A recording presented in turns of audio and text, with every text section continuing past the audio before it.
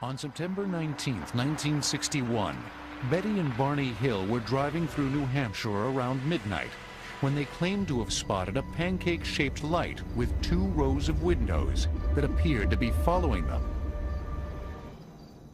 2 hours later, Barney and Betty woke up 35 miles south of where they had stopped. Under hypnosis, nightmare images of having hair, fingernail, and skin samples removed and descriptions of small gray aliens came flooding back. The Hill story was the first the world heard of unexplained mystery number 2.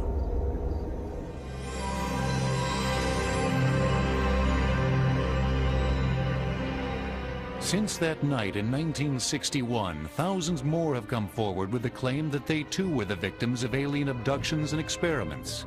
An abduction experience is fast, efficient, very traumatic to the person, and very often the memory of it is partially wiped out.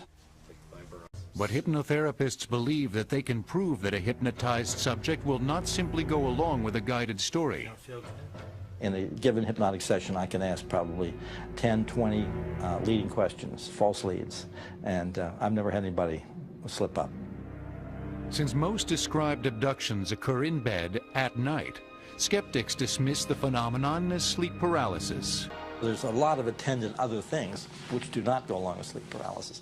For instance, if you have a group of people who have been taken from different places into the same craft, when they're dressed, sometimes they go back in somebody else's clothes. Woman who had a running suit on when she went to bed, who doesn't own a nightgown, when they put her back in bed, she was wearing somebody's fancy nightgown that she was terrified to find. For Beth Collings and Anna Jamerson, the proof is in the memories. They say they have been abducted together, and more than once.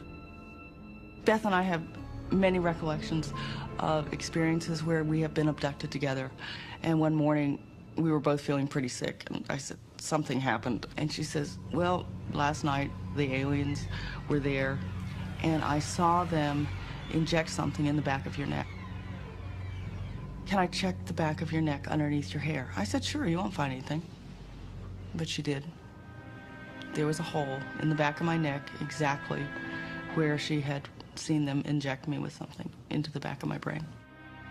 I thought being crazy would be preferable to telling anyone, even Anna, that this is what I remembered. I couldn't pretend that it didn't happen, and I couldn't forget what I remembered.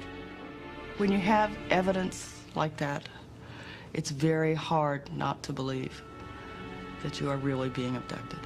And I know I'm being abducted. After I had gone through so many cases and seen so much trauma and so much physical evidence, I, at some point, was asked, do you really believe in all this? And I said, with sadness, I realize I no longer have the luxury of this belief.